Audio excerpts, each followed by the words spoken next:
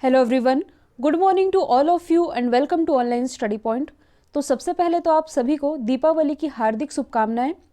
आज है 14th of November और आज की इस वीडियो में हम 14th ऑफ नवंबर से रिलेटेड करंट अफेयर के सभी इंपॉर्टेंट क्वेश्चन को कवर करने वाले हैं। तो यदि आप लोगों को इस वीडियो की PDF चाहिए तो आप हमारा मोबाइल एप्लीकेशन भी इंस्टॉल कर सकते हैं, जिसमें आप लोगों को डेली क्विज, फ्री PDF और प्रतिदिन के करंट अफेयर का ऑडियो भी मिल सकेगा। अक्टूबर मंथ की जो करंट अफेयर की PDF है, इसमें अक्टूबर मंथ के सभी करंट अफेयर ये टॉपिक वाइज कवर कराए गए हैं। इसका प्राइस मात्र 10 रुपये है। लिंक डिस्क्रिप्शन बॉक्स में दी हुई है, आप जाकर के परचेस कर सकते हैं। यदि आप चैनल पर नए हैं तो चैनल को सब्सक्राइब कर लीजिए, साथ ही बेल आइकन दबाना बिल्कुल मत भूलिएगा ताकि आप लोगों को हमारे सभी वीडियो की नोटिफिकेशन सबसे पहले मिल सके। एक और ज़रूरी सूचना, देखिए आज का जो ये करंट अफेयर का वीडियो है ये आप लास्ट तक देखेंगे, क्योंकि आप लोगों के लिए काफ़ी सारे अनाउंसमेंट करने हैं जो कि चैनल से भी रिलेटेड है और आपकी स्टडी से भी रिलेटेड है, इसलिए वीडियो को लास्ट तक ज़रूर देखिए। स्टार्ट करते हैं हमारा पहला क्वेश्चन। हाल ही में विश्व दयालुता दिवस और राष्ट्रीय आयुर्वेद दिवस ये दोनों कब मनाए गए हैं? तो ये दोनों अभी हाल ही में मनाए गए हैं 13 नवंबर को। तो वन बाय वन हम दोनों के ही बारे में डिस्कस कर लेते हैं। सबसे पहले यदि हम बात करें विश्व दयालुता दिवस की, यानी कि वर्ल्ड काइंडनेस डे की, तो ये दिवस क्यों मनाया जाता है? तो देखिए, लोगों को एक पॉजिटिव एनर्जी और सोसाइटी यानी कि समाज में अच्छे कामों को प्रोत्साहित करने के लिए ये दिवस मनाया जाता है। और इस बार जो विश्व दयालुता दिवस मनाया गया, इसकी थीम थी the world we make inspire things. अब यदि हम बात करें राष्ट्रीय आयुर्वेद दिवस की, यानी कि नेशनल आयुर्वेद डे की, तो देखिए जो प्रसिद्ध आयुर्वेदाचार्य रहे थे, या इन्हें आप कह सकते हैं आयुर्वेद के जनक, इनका नाम था धन्वंतरी, और इन्हीं के जन्म दिवस को हम मनाते हैं राष्ट्रीय आयुर्वेद दिवस के रूप में।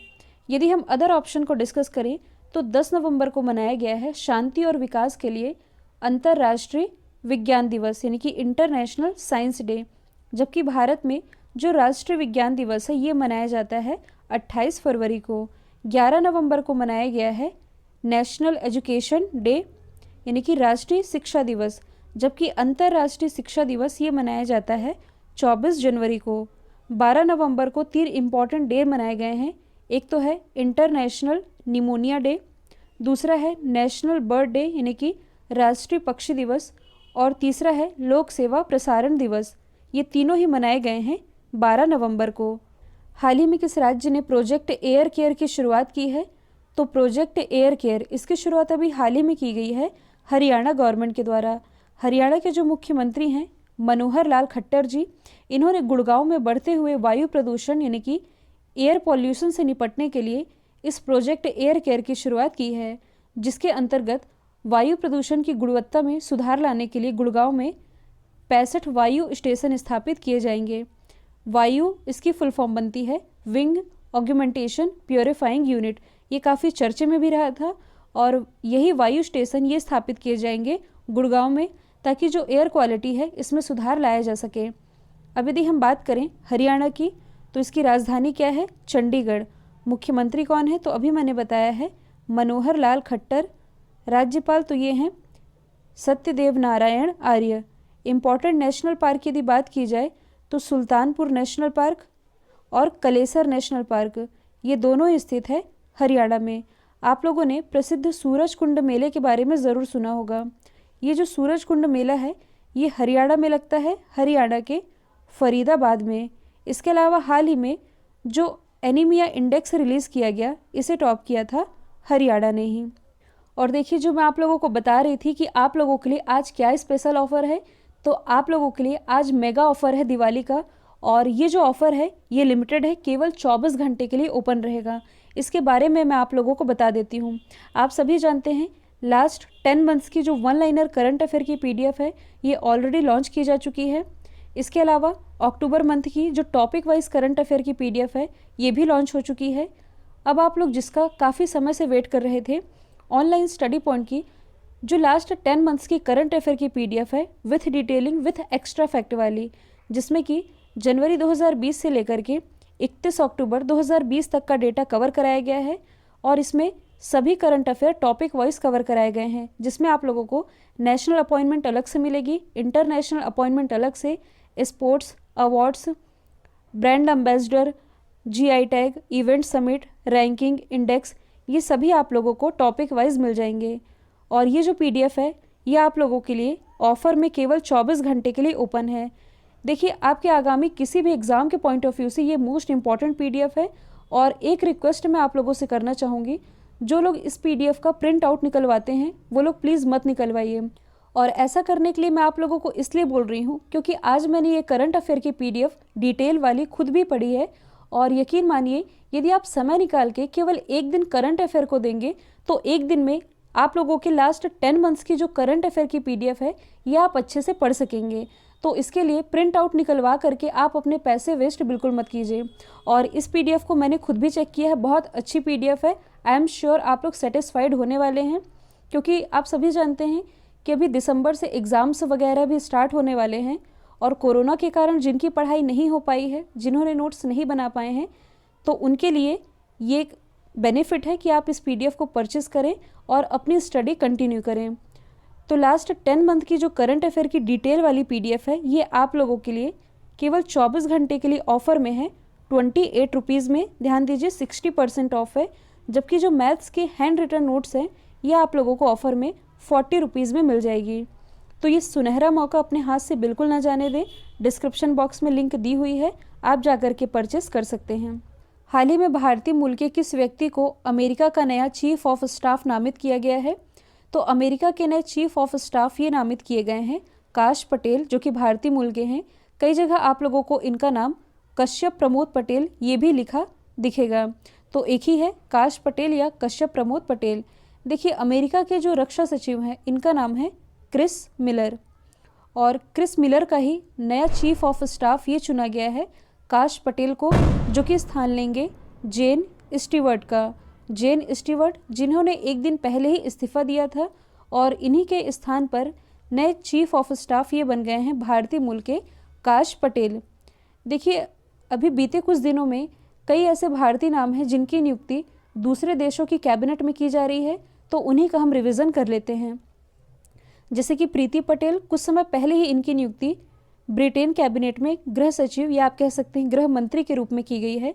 और अभी हाल ही में प्रियंका राधाकृष्णन, इनकी नियुक्ति न्यूजीलैंड कैबिनेट में बतौर मंत्री के रूप में की गई है।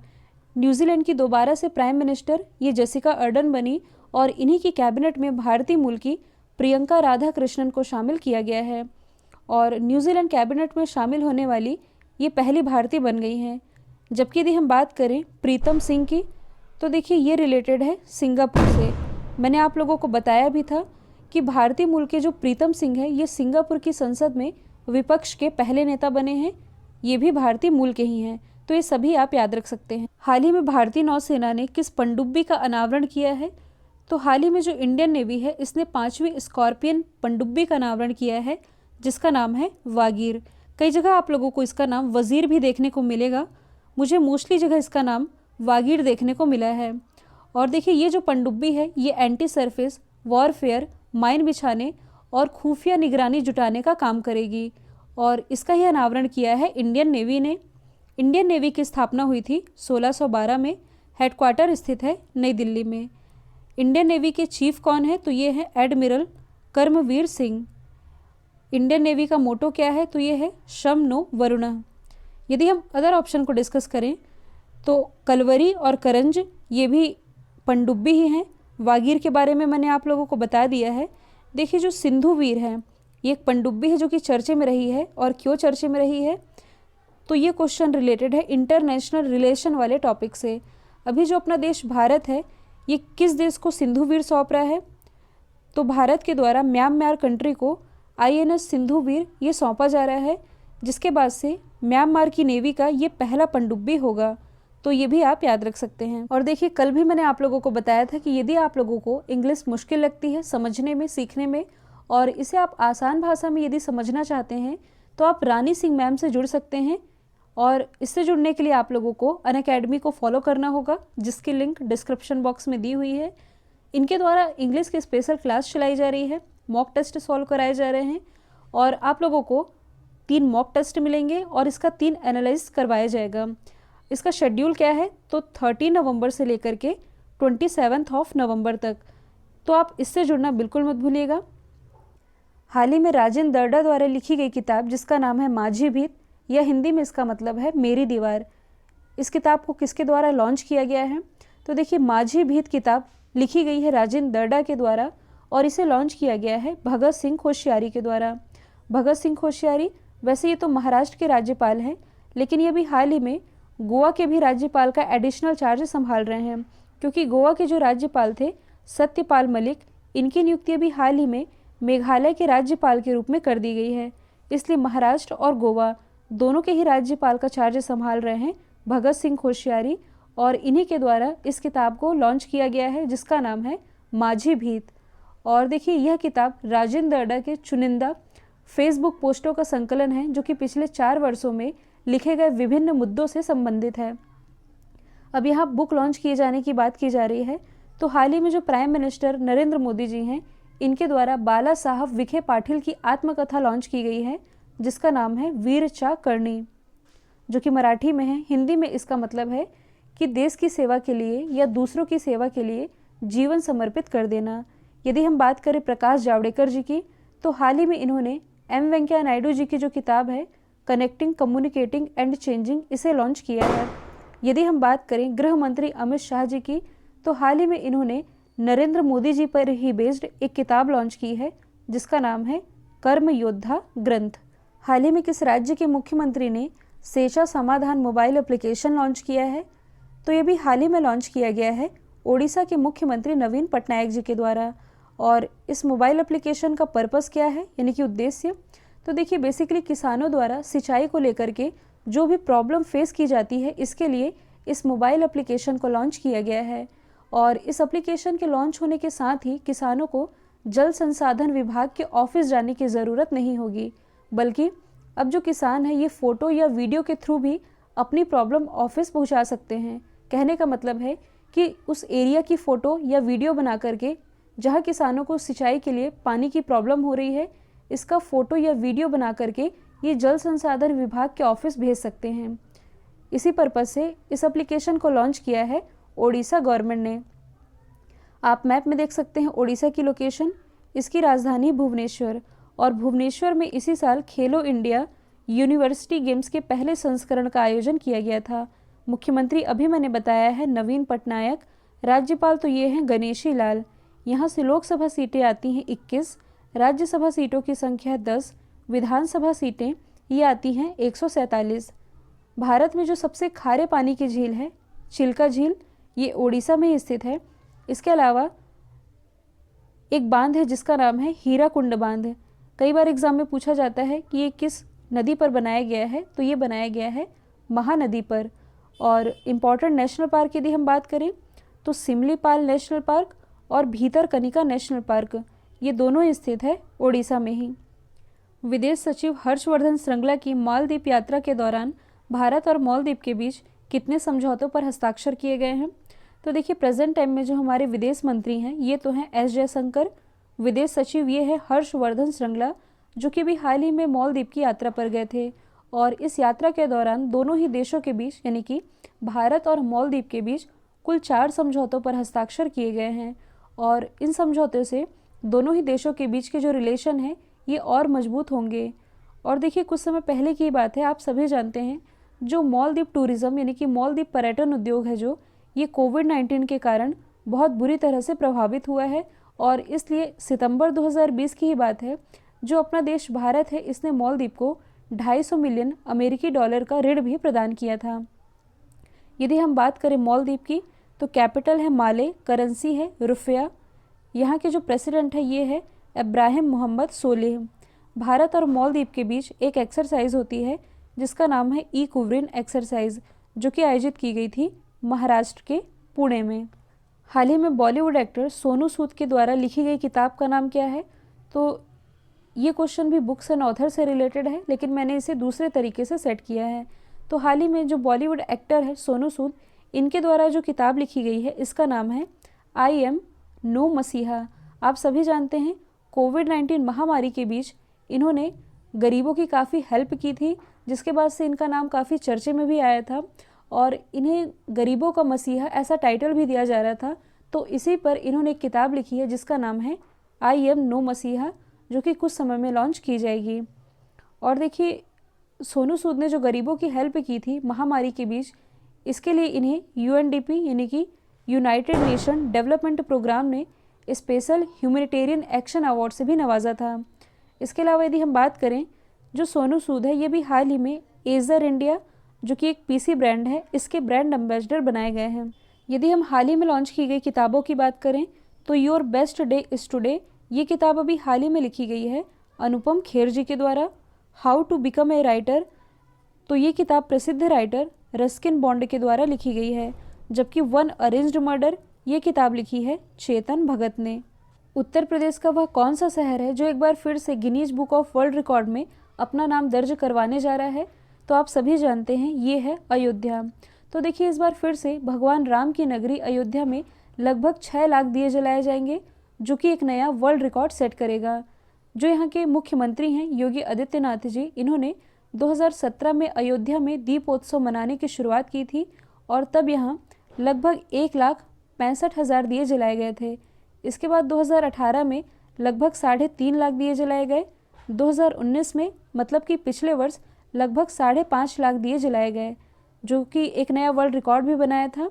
और इस बार फिर से मतलब कि अयोध्या में लगभग 6 लाख दिए जला करके अयोध्या फिर से Guinness book of world record में अपना नाम दर्ज करवाने जा रहा है। और ये जो 6 लाख दिए जलाएंगे, इसमें लगभग 29,000 लीटर तेल का यूज़ किया जाएगा। अयोध्या ये किस नदी के किनारे बसा हुआ है? तो ये बसा हुआ है सरयू नदी के किनारे, और इसका जो प्राचीनतम नाम था ये था फैज़ाबाद। अब यदि हम उत्तर प्रदेश के उन शहरों की बात करें जो कि चर्चे में रहे हैं, तो देखिए, हाल ही में उत्तर प्रदेश के मथुरा में भारत का पहला हाथी हॉस्पिटल यानी कि एलिफेंट हॉस्पिटल स्थापित किया गया है। जबकि एलिफेंट रिहेबिलिटेशन सेंटर ये स्थापित किया गया है केरल में। यदि हम बात करें सहारनपुर की, तो भारत का पहला मास्क एटीएम ये लॉन्च किया गया है सहारनपुर से, जो कि यूपी में ही स्थित है। जबकि भारत का पहला हेल्थ एटीएम ये लॉन्च किया गया है लखनऊ के चारबाग रेलवे स्टेशन से। भारत का पहला चंदन संग्रहालय ये कहाँ खोला गया है? तो ये जो भारत का पहला चंदन संग्रहालय है ये ओपन किया गया है कर्नाटक में, कर्नाटक के अशोकपुरम में। तो देखिए, जो क्षेत्रीय वन विभाग है, मतलब कि वहाँ का जो वन विभाग है, इसने चंदन की खेती के महत्व के बारे में किसानों को शिक्षित करने के लिए इसकी स्थापना की है। तो भारत का पहला चंदन संग्रहालय ये कर्नाटक में स्थापित किया गया है। कर्नाटक की यदि हम बात करें तो इसकी राजधानी क्या है? बेंगलोर, जो कि वृषभावती नदी के किनारे बसी हुई है। और बेंगलोर में ही भारत का पहला गर्ल्स फुटबॉल एकेडमी ये स्थापित की गई है। मुख्यमंत्री कौन है? तो ये हैं BS येदियुरप्पा। राज्यपाल है वजुभाई बाला। देखिए, इंपॉर्टेंट नेशनल पार्क की यदि हम बात करें तो अंसी, नागरहोल, कुद्रेमुख और बन्नरघट्टा नेशनल पार्क ये सभी स्थित है कर्नाटक में ही। अब इस क्वेश्चन में बात की जा रही है भारत के पहले की, तो आप अदर ऑप्शन को रिलेट कर सकते हैं। जैसे कि ये तो है चंदन संग्रहालय यानी कि सैंडवुड म्यूजियम। यदि आपसे पूछा जाए कि भारत का पहला रेलवे म्यूजियम कहाँ स्थापित किया गया है, तो ये दिल्ली में स्थापित किया गया है।